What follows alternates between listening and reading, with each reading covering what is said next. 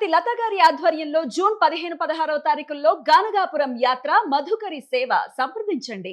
నమస్తే, welcome to Suman TV. నేను పద్మిని. ప్రస్తుతంతో పాటు ప్రముఖ ఆధ్యాత్మికవేత్త, ప్రముఖ న్యూమరాలజిస్ట్ లక్ష్మీ నరసింహస్వామి ఉపాసకురాలు శ్రీమతి స్రవంతి గారు మనతో పాటు ఉన్నారు. మాట్లాడదాం. నమస్తే అక్క. నమస్తే పద్మిని. అక్క, యూట్యూబ్ అనేది ఎంత పెద్ద వేదిక అయిపోయింది అని అంటే, అసలు మారుమూల గ్రామాల్లో ఉన్న వాళ్ళకు కూడా ఒకవేళ వాళ్ళ టాలెంటెడ్ అయితే కనుక దాన్ని షోకేస్ చేయడానికి ఒక చాలా అద్భుతమైనటువంటి ప్లాట్ఫామ్ యూట్యూబ్ అని చెప్పడంలో ఎటువంటి సందేహం లేదు. అయితే దీన్ని చక్కగా సద్వినియోగం చేసుకునే వాళ్ళు ఉన్నారు, దీని ద్వారా చాలా ఎక్స్ప్లాయిట్ చేసే వాళ్ళు కూడా ఉన్నారు. కొంతమంది గురించి విని నిజంగా చాలా అవాక్కైన సందర్భాలు ఉంటాయి. వరల్డ్ యూట్యూబర్ చాలా బాగుంటాయి, మంచి మంచి వ్లాగ్స్ అవి చేస్తుంటారు, చాలా ఎంటర్టైన్ చేస్తూ ఉంటారు. ఇప్పుడు తనకి సంబంధించిన ఒక న్యూస్ చాలా వైరల్ అవుతోంది. తను కోట్లు స్కామ్ చేశారు అని చెప్పి. ఏంటి అసలు నేపథ్యం? దీన్ని ఎట్లా చూడొచ్చు అక్క? ముందు అసలు ఫేమ్ ఎలా వస్తుంది అనేది హారోస్కోప్ ప్రకారంగా చెప్దాం పద్మిని. హారోస్కోప్ ప్రకారంగా ఇలా కెమెరా ముందుకు వచ్చి నేమ్ అండ్ ఫేమ్ వచ్చింది అని అంటే రాహు వల్ల వస్తుంది. రాహు ఎలాంటి వాడు? చాలా మాయ చేస్తాడు. మాయ. మనకు వచ్చిన నేమ్ అండ్ ఫేమ్ని మనం ఎలా కాపాడుకుంటామా అని చెప్పి నిజంగా చెప్పాలంటే బిస్కెట్స్ వేస్తాడా అనిపిస్తుంది నాకైతే. నా దగ్గరికి కూడా చాలా మంది వస్తారు. అంటే ఒక్కొక్కసారి అతిశయోక్తిగా ఉంటుందేమో చెప్పడానికి, ఏమండి నిధి ఉంది, మీరేమన్నా కొంచెం ఏమన్నా ట్రై చేస్తారా తీయడానికి, బోలెడు లంక బిందులు ఉన్నాయి ఆ ప్లేస్లో అని వచ్చిన వాళ్ళు ఎంతోమంది ఉన్నారు. కానీ నేను ఆ జోలికి వెళ్ళాను. ఏమంటే నాకు తెలియదు అసలు, దాని గురించి నేను అసలు ఎప్పుడు కూడా పట్టించుకోలేదు అని చెప్తే, నేను నమ్మను అని చెప్తే ఒక ఆయన అయితే నా దగ్గరికి ఇంత కుండ తీసుకుని వచ్చాడు, బ్రాస్తే ఫేస్ ఉండి అంత మొత్తం వీడియో అంతా చూపించారు నాకు దానికి సంబంధించిందంతా. అయినా కూడా నేను దాని వైపు వెళ్ళలేదు, అట్రాక్ట్ అవ్వలేదు. అంటే మనకి పూర్తిగా అవగాహన లేని విషయాన్ని మనం ఎప్పుడు కూడా అస్సలు మాట్లాడకూడదు, తెలియని విషయం టచ్ చేయకూడదు. రాహు ఎక్కడ జాగ్రత్తగా ఉంటాడు అని అంటే సాటర్న్ దగ్గర జాగ్రత్త ఉంటాడు అనిపిస్తుంది నాకు ఒక్కొక్కసారి. అంటే చాలా మంచి పేరు వచ్చింది డాక్టర్గా అంటే ఖచ్చితంగా సాటర్న్ ఇన్వాల్వ్మెంట్ ఉండాలి. ఏమంటే నాకు చాలా తలనొప్పిగా ఉంది అని అంటే, ఆ మందు పేరు తెలిసి కూడా మీరు నర్వ్స్ డాక్టర్ని, న్యూరాలజిస్ట్ని కలవాలండి. నేను జనరల్ మెడిసిన్ ఇంతకంటే వేరే మెడిసిన్ ఏమి ఇవ్వలేను, మనం మీకు అది తగ్గలేదు అని అంటే మీరు ఇంకా డాక్టర్ దగ్గరికి వెళ్ళాలి అని చెప్తారు. అంటే ఏ కార్డియాలజిస్ట్ అంటే ఏ విభాగానికి సంబంధించింది వాళ్ళే చూస్తారు, మా జోలికి మిగతా దానికి వాళ్ళు వెళ్ళరు ఎంత చదువుకున్నా సరే. అంత గట్టిగా ప్రతి ఒక్కళ్ళు కూడా నేమ్ అండ్ ఫేమ్ వచ్చిన వాళ్ళందరూ కూడా అంతే జాగ్రత్తగా ఉండాలి అని ఖచ్చితంగా చెప్పుకోవచ్చు. ఈ పేరు పాడవడము అనేది మనం మోనాలిసా చూడొచ్చు.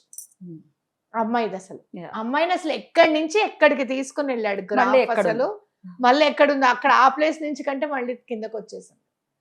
అంటే నిర్ణయం తీసుకోవడంలో ఎలాంటి జాగ్రత్త తీసుకుంటాము అనే దాని మీద చాలా వెరైటీగా ఉంటుంది అతని డీలింగ్. అవునక్క. అలాంటప్పుడు ఇప్పుడు చూస్తే గనక, ఇక్కడ కూడా చూస్తే గనక ఇవిడికి చాలా మంచి పేరు చెప్తూ ఉంటే నాకు కళ్ళమ్మ నీళ్ళు వచ్చాయి. ఏమని ఆవిడ ఇంటర్వ్యూలో చేశారనమాట. మేము ఒక పూట తిని ఒక పూట తినకుండా భార్యాభర్తలు ఇద్దరం కూడా మేము యూకేలో కష్టపడ్డాము అని చెప్తే, తినకుండా ఒక పూట తిని ఒక పూట తినకుండా ఉండడం చాలా కష్టం. జనరల్గా ఏం చేస్తాము, దేనికైనా కడుపు కోసమే కదా అని చెప్పి అప్పు చేసుకొని తింటారు జనరల్గా ఎవరమైనా కూడా.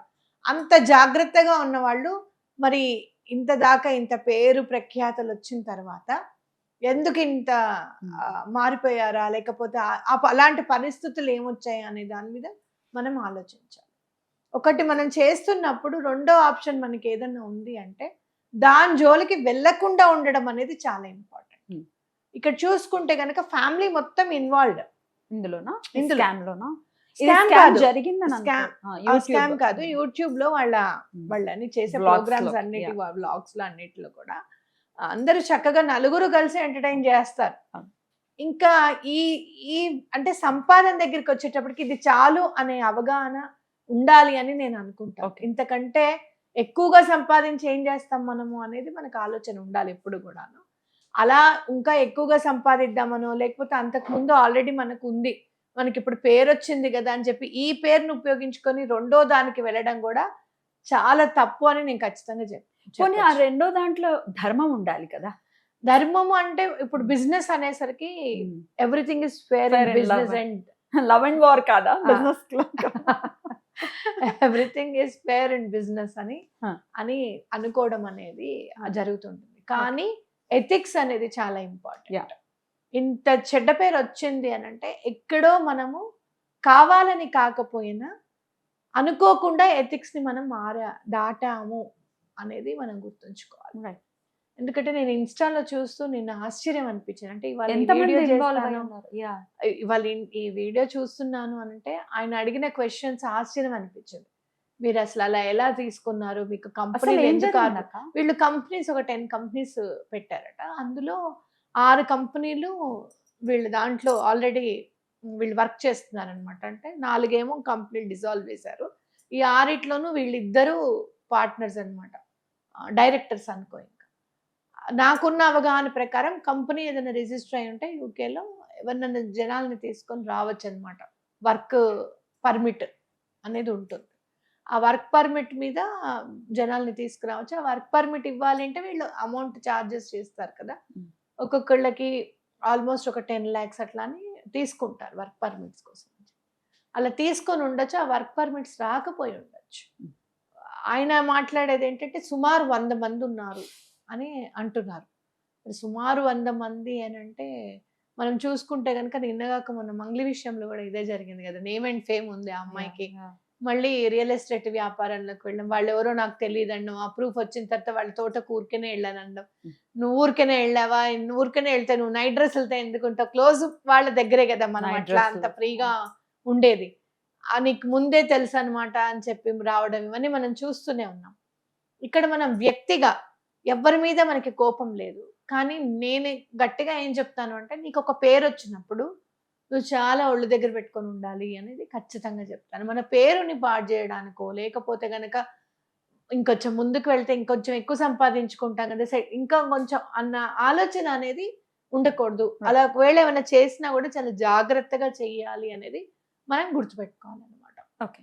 అయితే ఇక్కడ నేను 2 ఇన్‌స్టా వీడియోస్ చూసి నేను అవగాహనకొచ్చింది ఏంటి అనంటే వీళ్ళెవరి దగ్గరో ఆ అమౌంట్‌ని చార్జ్ చేసి ఇది చేశారు అని. ఇవ్వలేదు. 6 మంత్స్ బిఫోరే వచ్చిందిది.